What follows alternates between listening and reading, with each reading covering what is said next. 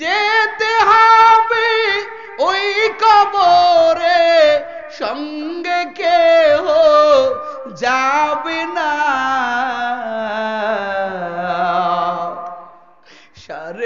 3.5 হাত জায়গা পাবি,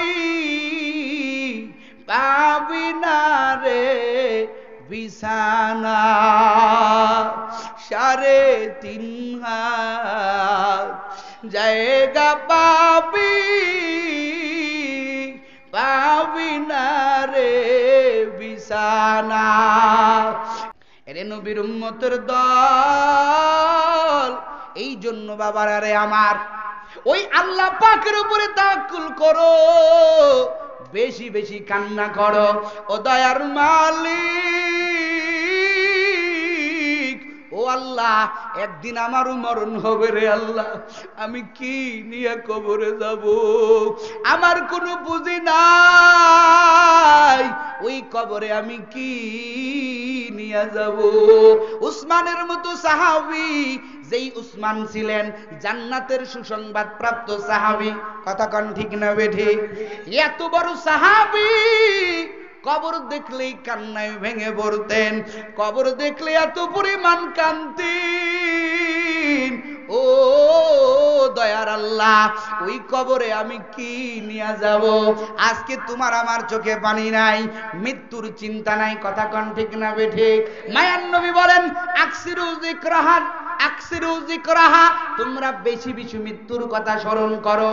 আকসিরু যিকরাহা জিমিল্লাযাতিল মাউত, আমার পয়গম্বর কয় মৃত্যুর কথা বেশি বেশি স্মরণ করো, কারণ এই মৃত্যুর চিন্তায় আখিরাতের প্রতি তোমার দিলকে দাবিত করবে, দুনিয়ার মহাব্বত তোমার ছিন্ন করতে পারবে।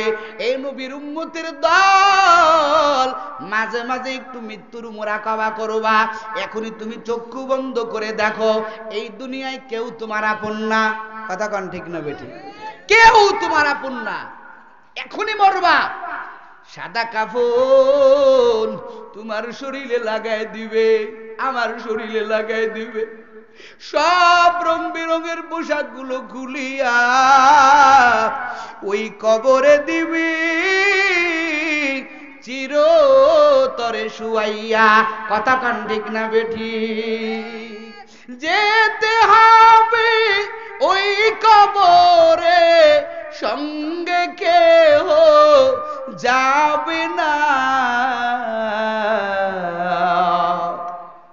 3.5 হাত জায়গা পাবি,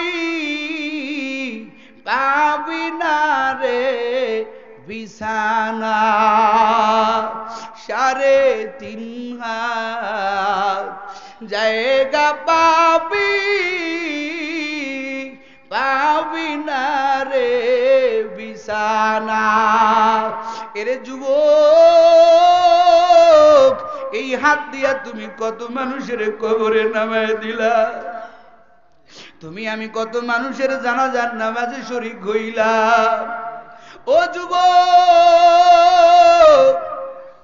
4 তাকবীর দিয়া মারে জন্মের মতো কবরে নামায় দিছো।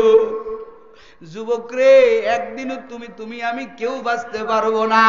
আমার মালিক বলেন, মৃত্যুর শরবত এমন শরবত, কেউ এই শরবত থেকে রেহাই পাবা না। এখন চিন্তার বিষয় হলো, তোমার আমার ওই সফরটা কেমন হবে? তুমি আমি যদি মালাকুল মউতের হাতে ধরা পড়ে যাওয়ার সময় ঈমান হারা হয়ে যায়,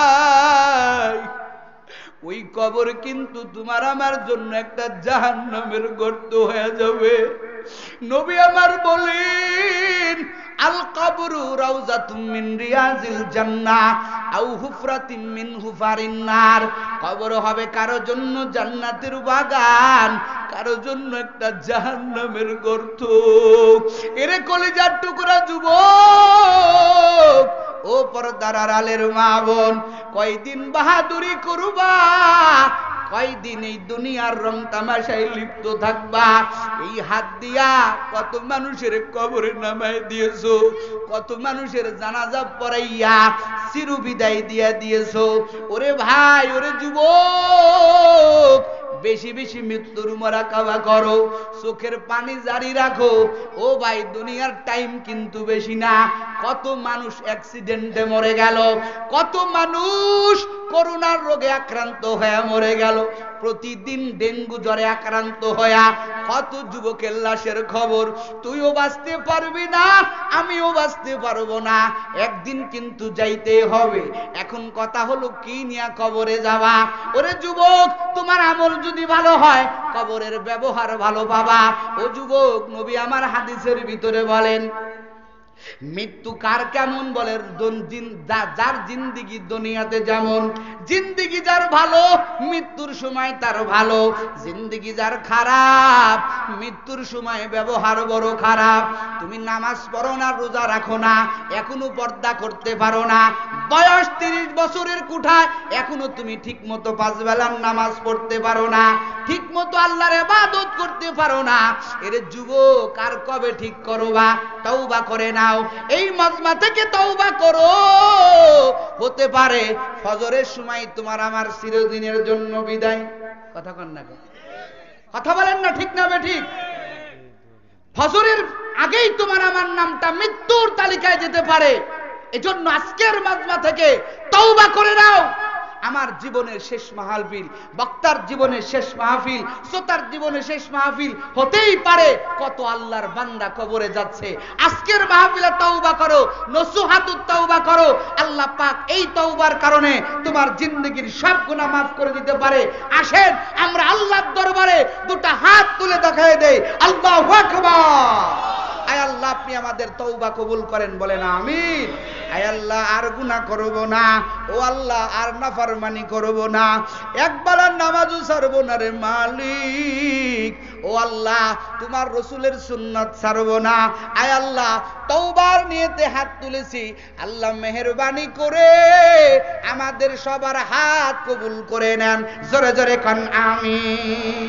আল্লাহ আমাদের সবাইকে কালকের থেকেই খাঁটি ইমানদার হিসেবে 5 বেলার নামাজ রাসূলের সুন্নত তরিকায় চলার মতো তৌফিক দান করুক, বলেন আমিন। আল্লাহ পাক আমাদের কবুল করুক, বলেন আমিন।